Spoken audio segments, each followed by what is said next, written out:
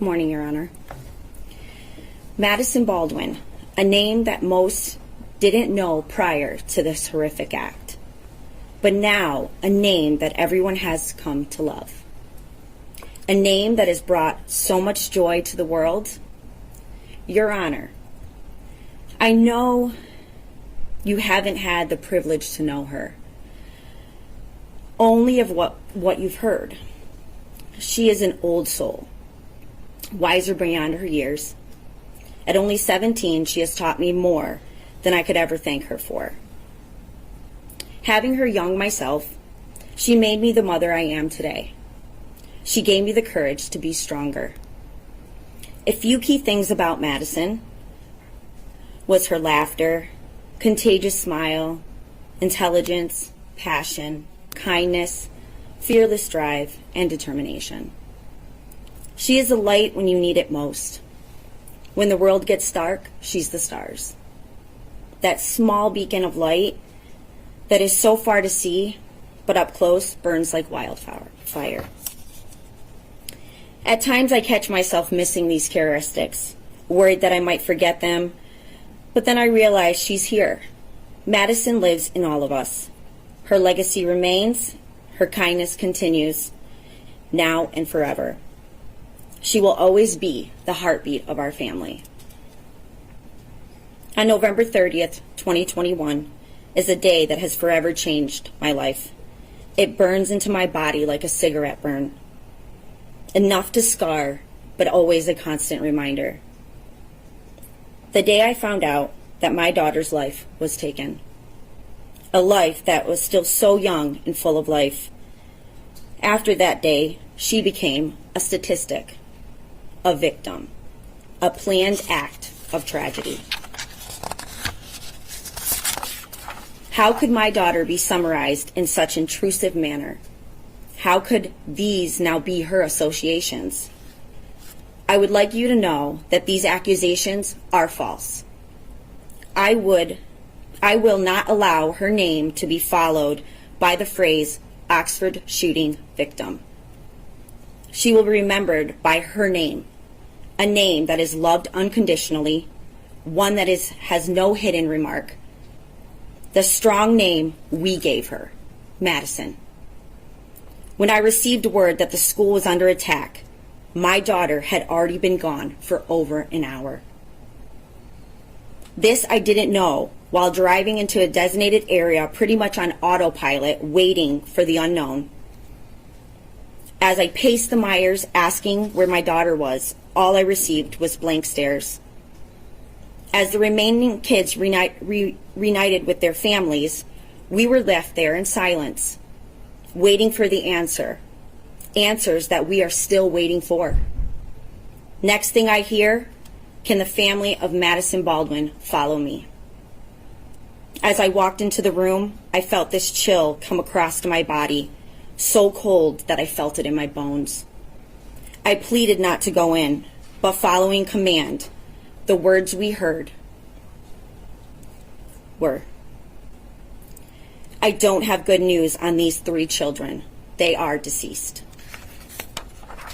The sheer blunt statement could destroy you to the core.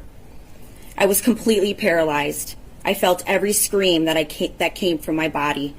I felt every breath I took was fading. My mind was in a state of dementia, and then my body drops to the floor. We were literally suffocating together in disbelief.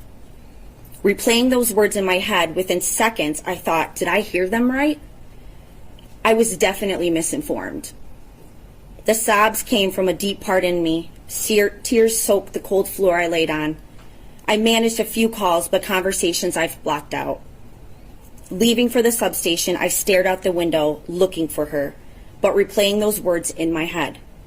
My mind and heart were literally in 2 different places. The rest of the night was excuse after excuse on why I couldn't be taken to my daughter. I needed to see her. I needed to prove that the information was not meant for me, but all I was offered was a table the next day at the medical examiner's office to identify her. Getting back home felt like forever. I had to tell her 11-year-old sister at the time that her best friend was gone. Peyton's screams will forever haunt me. And when she asked me that simple question, why? As a mom, I didn't have the answer. The next morning, I was on my way to prove somebody wrong at the medical examiner's office. In my head, it wasn't going to be her.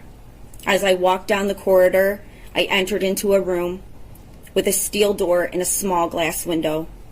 I couldn't move my feet. I couldn't get close enough to look. But when I remembered, I was there to prove somebody wrong. I looked through the glass.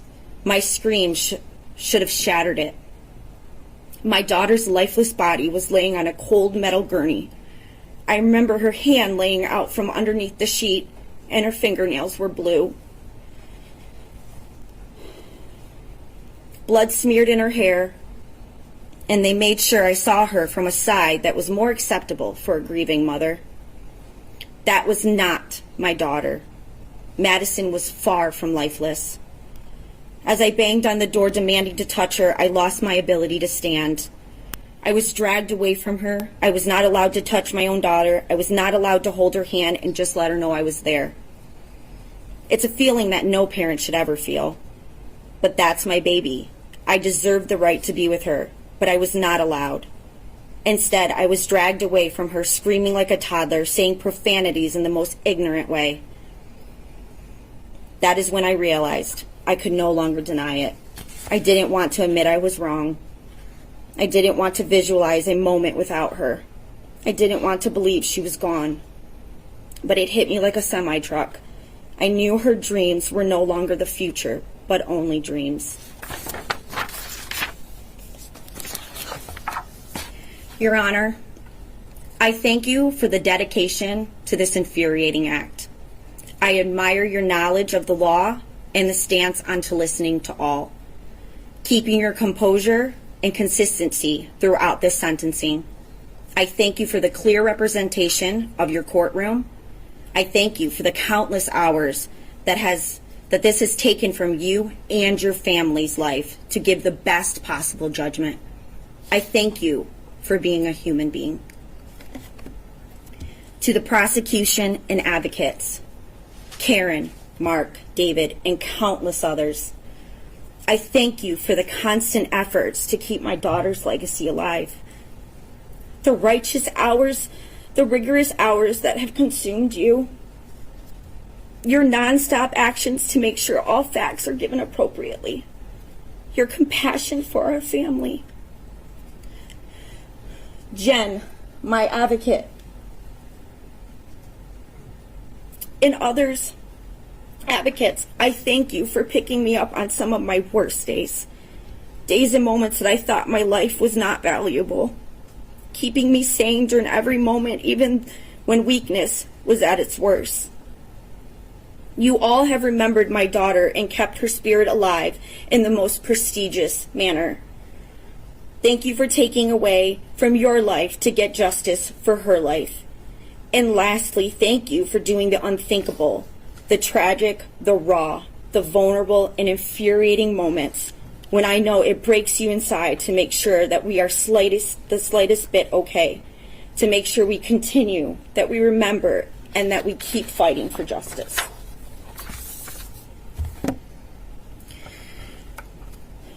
To the waste that took my daughter's life, that name will never come out of my mouth. That life will cease to exist to me, and just like trash, it will be forgotten. So while the attention that he has been seeking for this horrendous crime, you will get no reaction from me. But again, this is the life he chose. If he really wanted to make a different outcome, he wouldn't continue to make the excuses he does now. The suffering will come when he least expects it. The regret will consume you as you sit alone with the only voices in your head. Guilt would eat away at your soul. This might not happen tomorrow, next year, or 10 years, but it will happen. As you get older, you will realize the path you've chosen, and it will haunt you.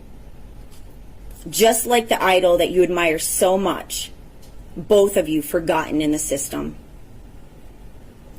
And when these emotions flood into your body like you're bleeding out, no one will be there to save you.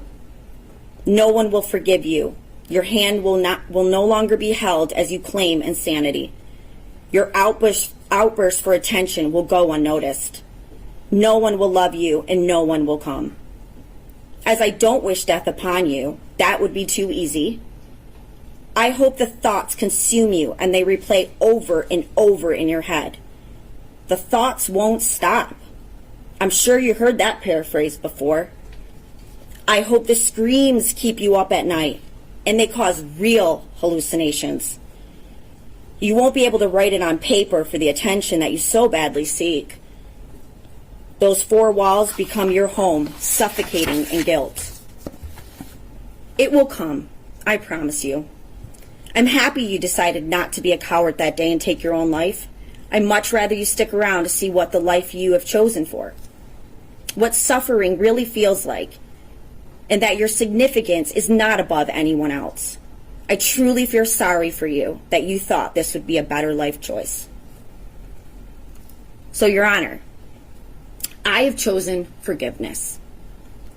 We live in a world where forgiveness is not deserved but needed. Forgiveness, a word that holds so much controversy. What does it really mean? To me, forgiveness is an encouragement. It encourages me to forgive the things that are out of my control. I have chosen to forgive for myself. In some that might seem weak or giving in, it's my new journey with Madison, because honestly, that is who she was and that is what she would have done. I no longer carry that burden. It does not define me, it does not define her, or it does not define our family. I forgive myself for the grief that at times felt like multiple stab wounds, but managed to survive. I forgive myself for the weak moments of fear of the world around me. The time it's taken from my family and loved ones, time I will never get back.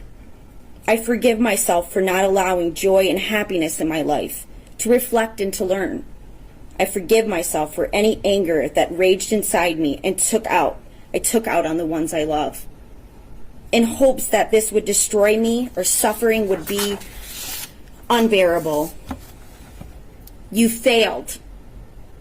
I'm so much stronger than you, and your weakness consumes you. I don't choose to forgive the destructive nature that caused her death. Forgiving is a choice. I choose not to forgive you for the choice you made. This is exactly what you wanted. This is not a life that I would ever want to live. What this has done is ignited the light that I thought I lost. Madison's light. Your Honor, I hope you stamp his faith with whatever fate that might be, to continue to live the life sentence that he researched. That his life sentence is the same as my life sentence I received. As a life sentence that I cannot escape from. Day by day passes, I hope his life seems more meaningless, lost and forgotten. So when my time comes, and I will never worry if our paths or fates will ever meet again, but when our true day of judgment comes, my justice will be served. That his life sentence will continue so that he may live in his own personal prison for eternity, with no one waiting for him. I can only wish him the best on his new life and the repercussions that follow. Your Honor, as I close this chapter and I start a new one, I would like to make one thing clear. These actions did not break me. I am not broken. I am just rearranging the pieces. I am surviving each day, navigating this journey, celebrating the good and learning from the bad, choosing happiness, forgiving when needed and when it's deserved. I am living. I'm living because of my baby girl, Madison. Thank you.